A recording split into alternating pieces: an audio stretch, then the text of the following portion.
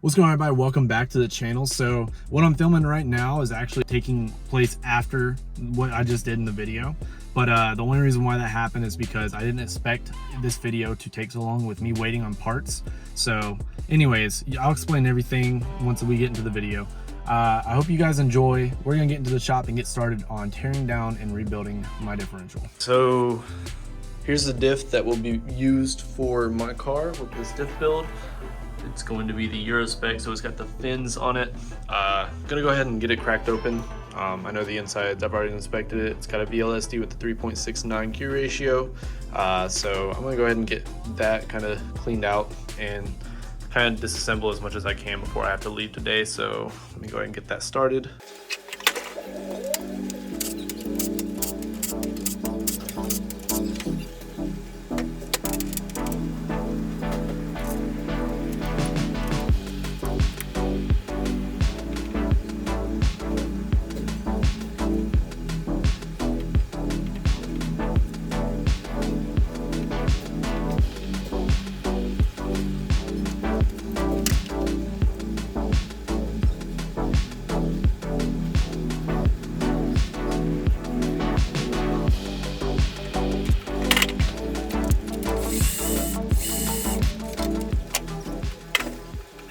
All right, so just usually before I do a build, I like to check the specs on the diff as it came in. So this one's already been used from a customer, and I went in and bought this cord because it's got the finned stuff, the finned casing. It's just missing the jack point, which was shaved off, so decided it would be a good one for me to buy since it's something we wouldn't most likely give to a customer with it being modified. So typically what I check is backlash, the footprint, which is what I did with the paint, and the preload, which usually with a used differential, the preload is very loose. So I'd say it's about 4 inch-pounds maybe of preload, total preload, which is when this is all installed in there.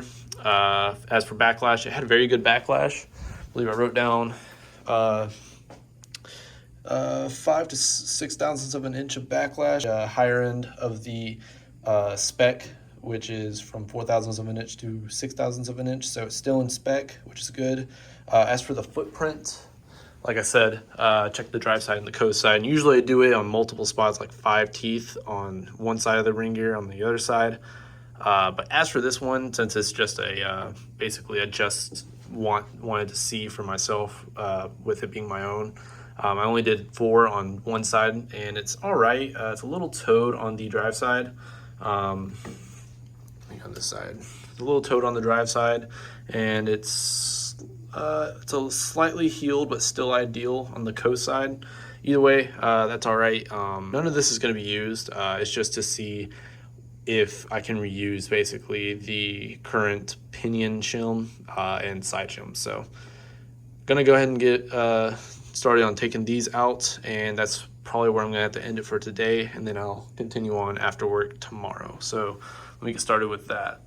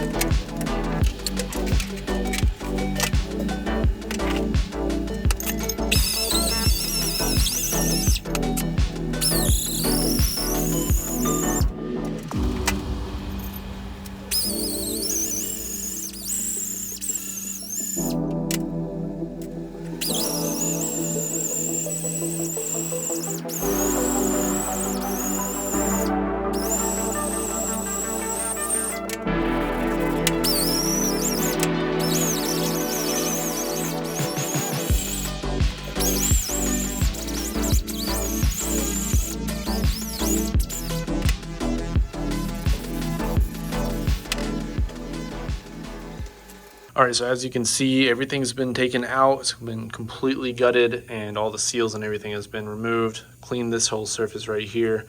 The only thing left to do is now clean the muck out of the actual inside, and then clean the outside. I'm not going to record this whole part of the process just because it's time consuming and it's kind of, you know, just boring. So I'm gonna skip to the part where I start installing, which is gonna be after everything's been cleaned. I'm gonna start on the races, so I'll jump to there. All right, so as you can see, the differential is now, hold up.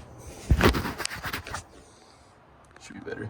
Differential is now all clean inside. This is all smooth surface, so that's gonna be perfect for our bearings and races to sit in.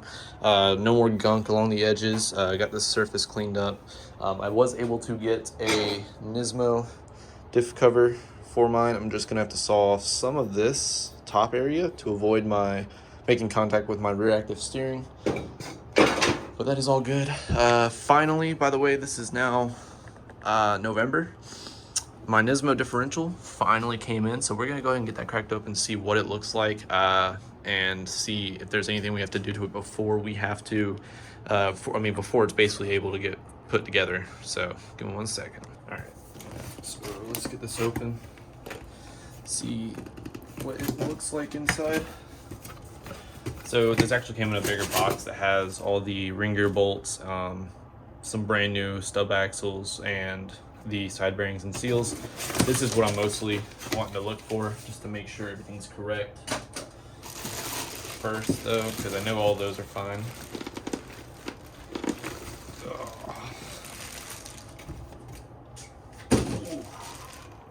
Heavy boy. All right, so first thing we don't want to do is check to make sure that this is a 1.5 weight.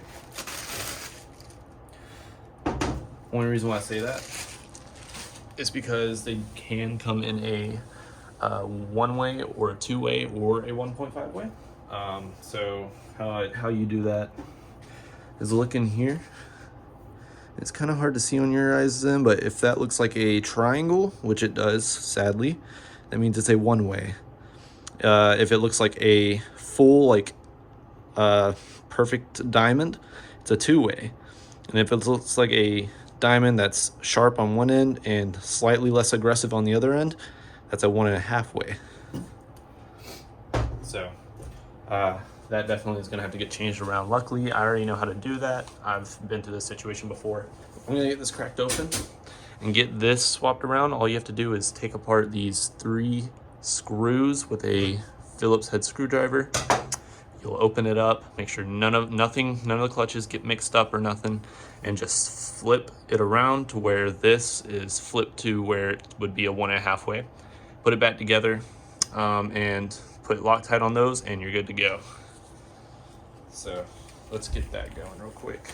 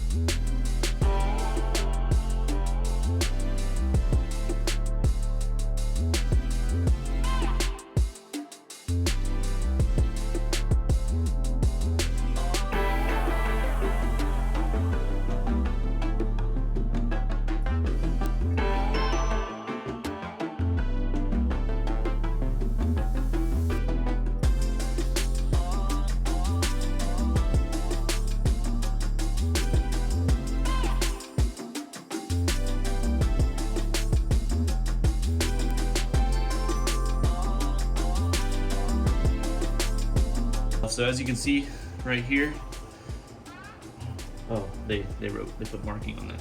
So you can see right here, this is I'll try and pick it up for y'all. It's slightly less aggressive on this side and super sharp on this side. That's a 1.5. So luckily, all I have to do is just pick this up right here. Flip it right here. And take this top part.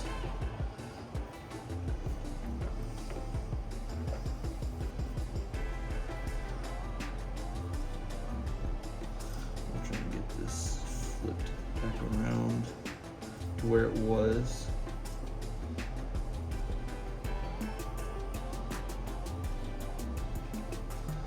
We'll take, boom. Now it's a 1.5 way. Easy enough. The hard part is gonna be getting it all back on. Let me wipe off my hands. Actually, you know what, it doesn't even matter. It's just going back the way it was. So there's that line, and there's this line right here. So we're gonna line this back up.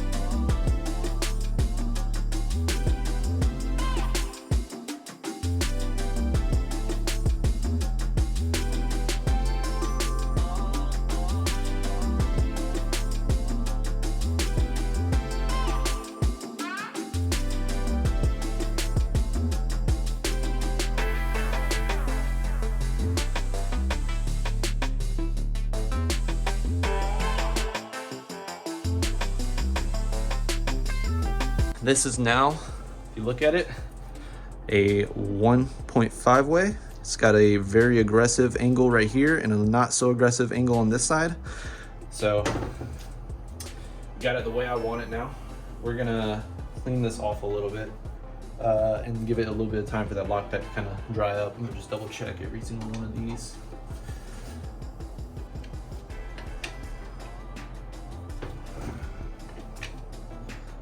All right, everything's good.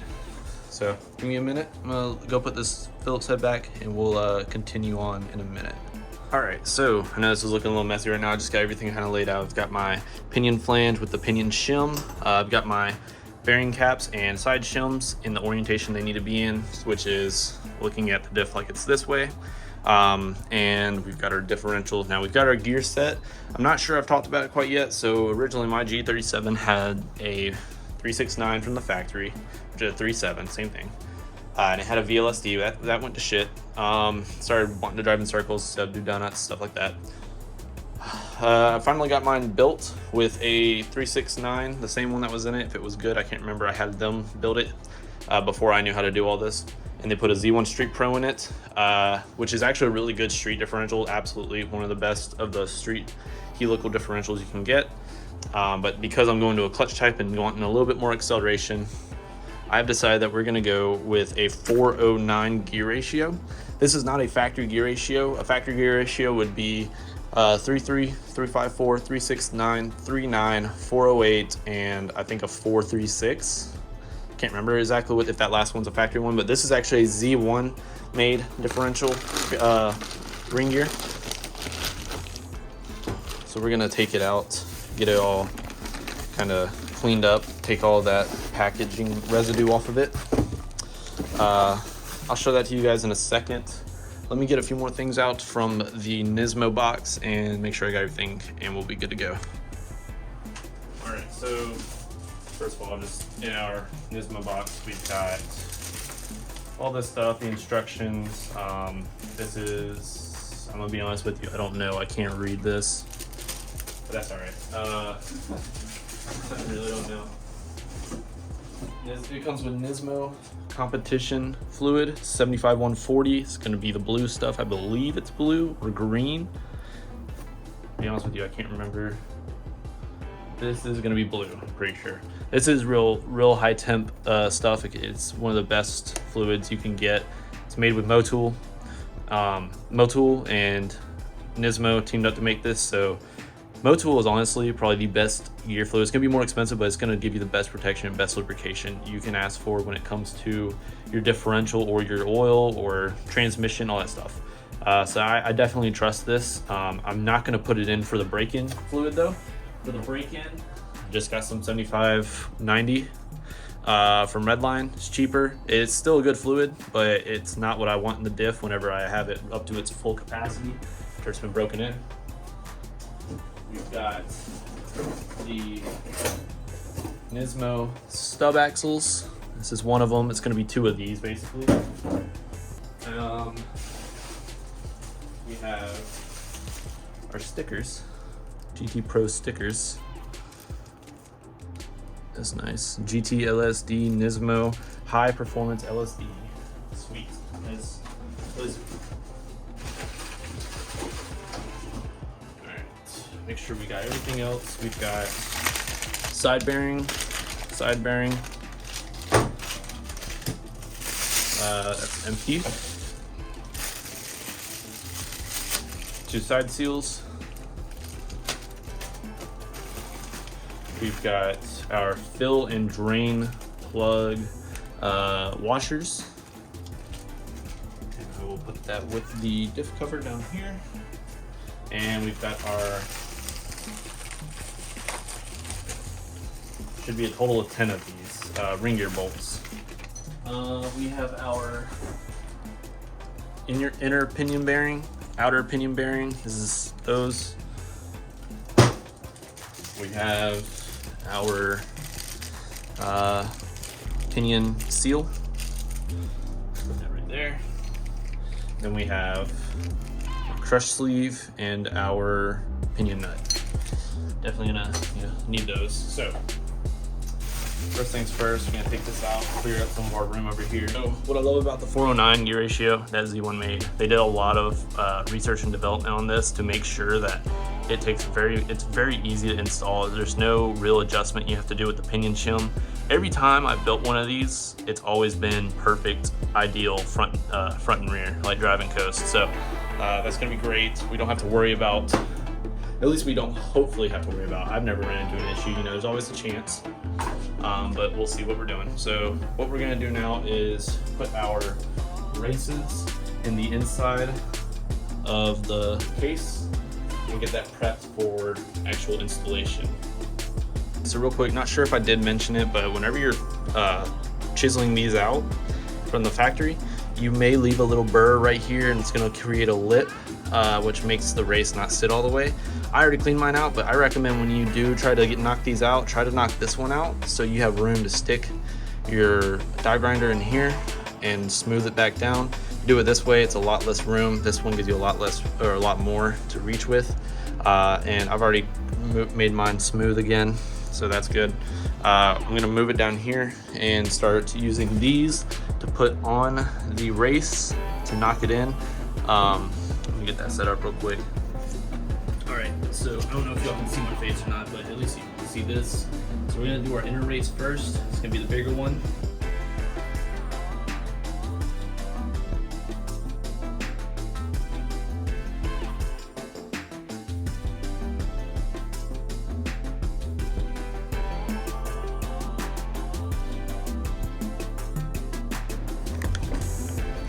Look in this inner area right here, make sure it looks like it's flush, which, I mean, y'all can't really tell, but I can. It does look completely flush on each of those sides, so that's good. All right, now we're gonna do this side, same process. Now that you've pressed these in or knocked these in, you do want to take a rag or something like that can catch thin metal like this and just run it along these edges. As you can see, there is metal. Make sure you brake clean it out. Just get everything out of there, because you don't want any of that floating around once it's installed. It could cause some issues. But yeah, once that's done, you can continue on from there.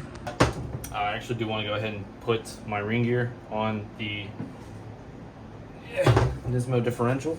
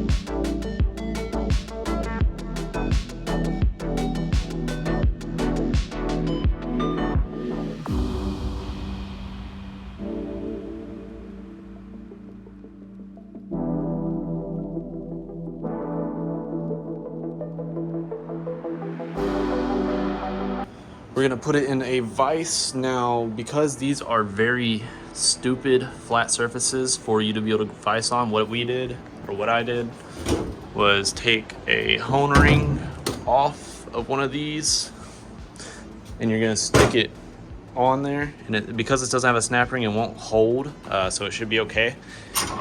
So we're gonna open this up, put this in there, tighten it down, and we're gonna tighten each one down opposite, do a star pattern, boom, boom, boom, boom, boom, boom, boom, boom, boom, boom, or whatever, do a star pattern. We're gonna do 90 foot-pounds first, and then 140 foot-pounds. That should be it. Usually use a marker. So you do the 90, mark half of an X. Once you do a 140, mark the other half of the X. So we're gonna get that. We'll get that going real quick. Then we'll get to putting everything else on.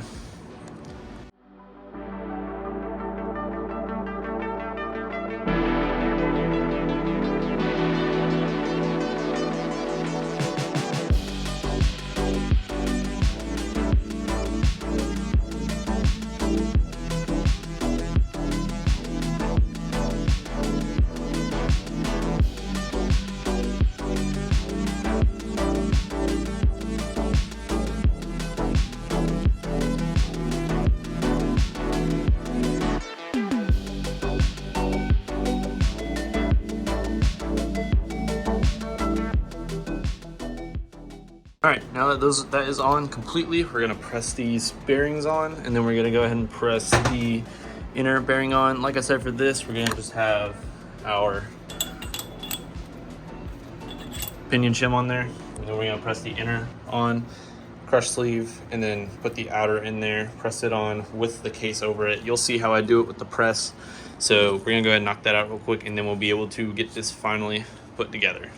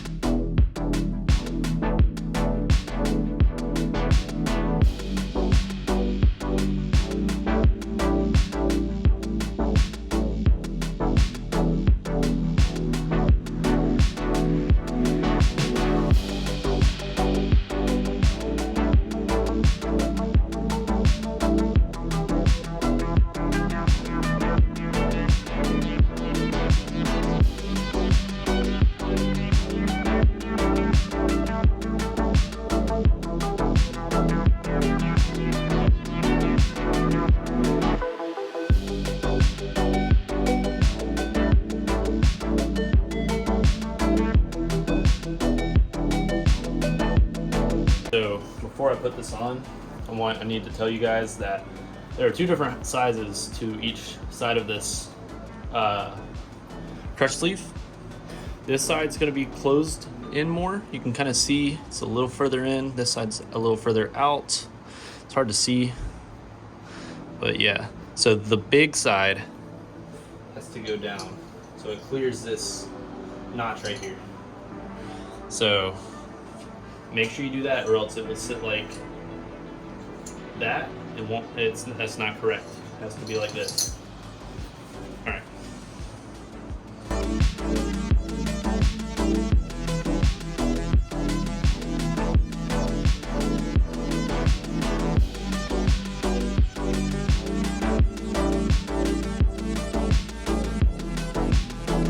Now that that's been done, we're going to put, well, first of all, you need to put Vaseline on these splines, and that way it has a little bit easier surface to slide on when you put the pinion flange on there. Then once that's on, we'll put the pinion seal on it. You just got to make sure this the surface right here is clean and smooth. Tap it on with a punch, one of these, just tap it on. And then once it's flat, you can then put this on and put the pinion nut on, and should work out fine. Now, well, I'll get there when I get there, but yeah, I'm gonna start on that and then I'll catch back up to you once I'm done getting that all assembled.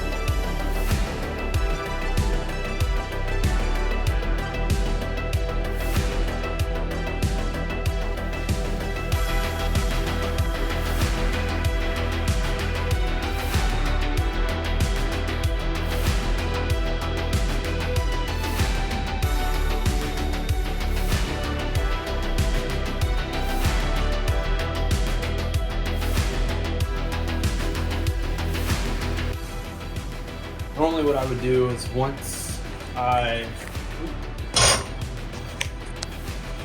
have it on here, I would lay it on this, put two opposite side holes on here, and that way it doesn't spin while I can tighten it. But unfortunately, because I have these fins, this will not fit. So the only way I can really get around that is just to impact it on. So I wouldn't normally do this, but I have to do it for mine because I have the fin case. What I'm gonna do is tighten this down. At the moment, it does have that up and down motion. You'll know that it's fully seated once it loses that up and down motion. Then at that point, you need to start tightening it down, pulling it off, rotate it around forward and back a few times with your drill, so that way it loosens up. And then you need to check using one of these for inch pound. So it should be from 24 to 28 inch pounds, just like this. And then whenever you have this fully in there, you'll check again for a different preload. But your preload just with the pinion in should be 24 to 28 inch pounds. So I'm just gonna impact it until I can get it to feel about 24 to 28 inch pounds. One way that will help you as well is if you put a little bit of oil in there, gear oil in there, to loosen it up some, get those bearings kind of lubricated, and that way you can get a more precise measurement. So I'm gonna go ahead and start doing that and see if I can get this done in one try and hopefully not screw this up.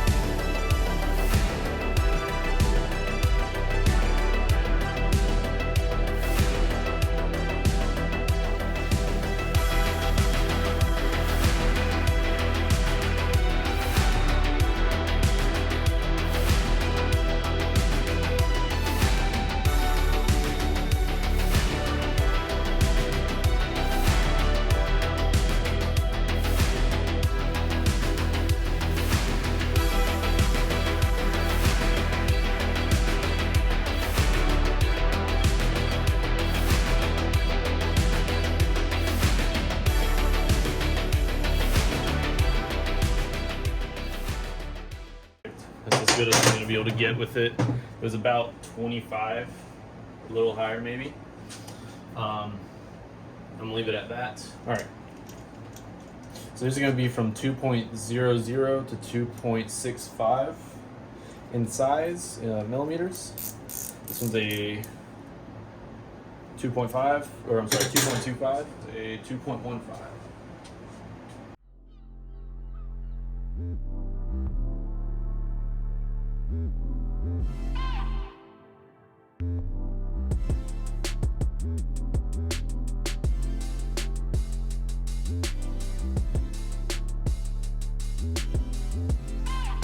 So it sounds like it's going to have a pretty high backlash at the moment.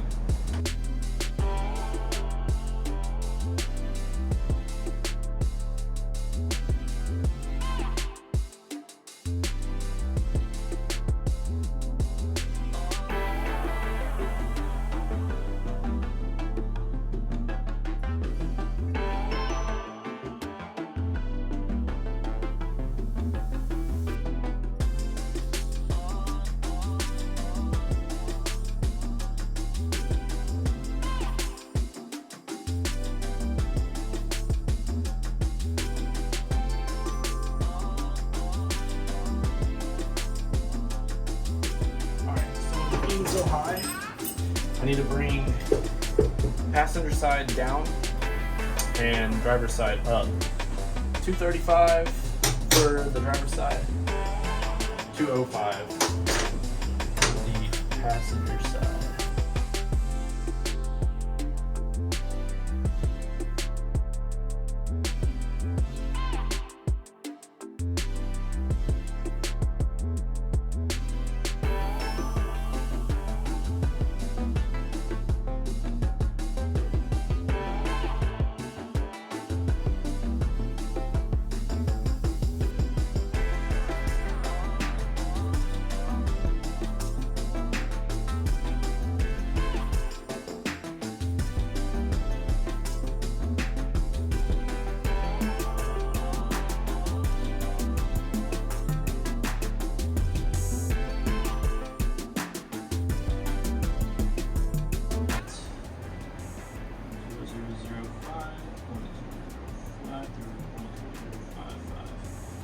Now,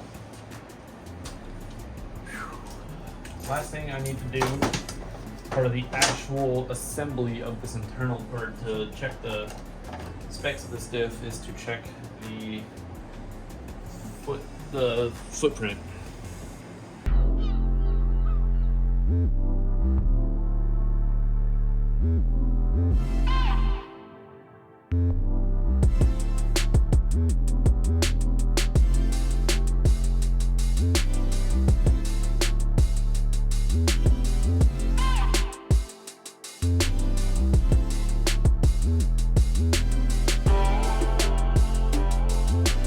While we're at it, we'll go ahead and check total preload, which is with everything installed. That way we can see what it's looking like. All right, it's a little bit above 30, about 32 inch-pounds. God, this thing's heavy. All right. So as you can see, it's on like perfect middle, just very, very slight toe. And it's perfectly ideal on the coast side. That's exactly how you want it. You want it to be perfectly in the center on both sides of the ring gear. Beautiful. And that's why I love working with these so much, is they just seem to instantly look good, like sit perfectly in there once everything's all buttoned up and in spec.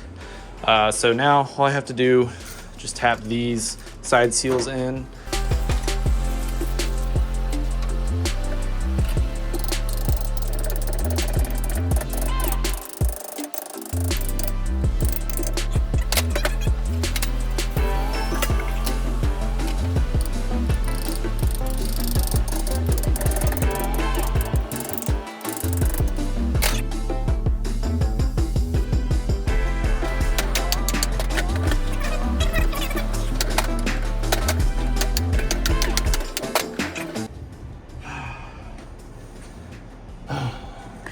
And I am finally complete in building my differential. took me almost this whole year, almost half a year, to get this thing in, and I'm so excited. So, all right, that's it for the diff build. As you can see, we got the Nismo GT Pro stub axles, fin diff cover, or diff case, diff cover, the Nismo fluid, and the 409 gear set in this differential. Like I said, as soon as I get the chance to install this, we'll install the bushings, we'll get this cut to the right proportions, we'll install the single piece drive shaft and all that, and that way this thing has a complete brand new drivetrain. It's got a brand new transmission, brand new axles, brand new differential, and a brand new drive shaft now. So again, I think that's gonna be it for this video. Be on the lookout for more. I do have some flex fuel stuff coming in for the G37. I also gotta get a clutch kit for it. Quite a few things, a new tune on the new ECU so I can run EcuTech, all that stuff. Got headers coming in, so many things. We also got more stuff coming in at some point for the Del Sol. Stay on the lookout for that as well. But that's gonna be it for this video. I hope you guys enjoyed. I know this was tedious, but I really put in a lot of effort to make this video so you guys can see what it's like to build an R200 for the Z's and G's. Like I said, leave a like if you enjoyed, and I'll see you guys in the next one.